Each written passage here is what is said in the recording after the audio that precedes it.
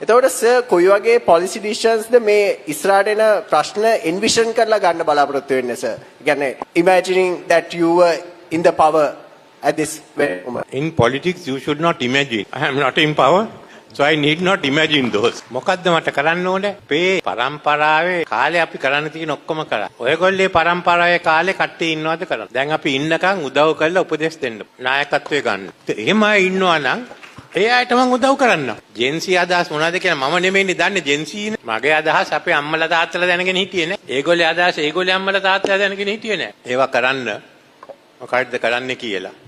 තමයි දැන් බලන්න තියෙන්නේ. ඔක්කොම දැන් ලෝකයේ යන විදිය වෙනස් වෙනවානේ. අපි පොඩි කාලේ අපි මේ නෑ අවුරුදු 25 30 හරි ගිහින් 25 හරි ඔය ගිහින් එලිෆන්ට් හවුස් එකෙන් අයිස්ක්‍රීම් ටිකක් අරගෙන කෑවා. අද මොකක්ද තියෙන්නේ බින්චුන්ද මොකද එක එක ඩ්‍රින්ක්ස් තියෙන බබල් ටී තියෙන ටී අයිස්ක්‍රීම් තියෙන මන් දන්නේ නැහැ මම එකක්වත් දරන්නේ නැහැ ඒක තවත් ලෝකයක අපි ඉන්නේ. ඉතින් ඒ මොකද්ද කරන්න කියලා ඔයගොල්ලෝ තීරණය කරන්න අලුත් ලෝකයකට යනවා නම් ඒ ලෝකේ ජීවත් වෙනා තීරණය කරන්න මොකද්ද කියලා.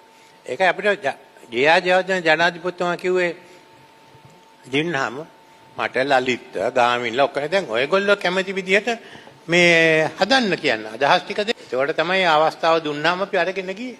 එහෙම නායකත්වයේ ගන්න කැමති අය ඉන්න ඕනේ. එයා නැත්තම් ඒක කරන්න බෑ. සර් එක මාධ්‍ය වැඩසටහනකදී සර්ගෙන් අහනවා දේශපාලනය සම්බන්ධයෙන් සර්ගේ පොත ඒ කියන්නේ ඒක දේශපාලනට පාවිච්චි කරන ග්‍රන්ථය මොකක්ද කියලා.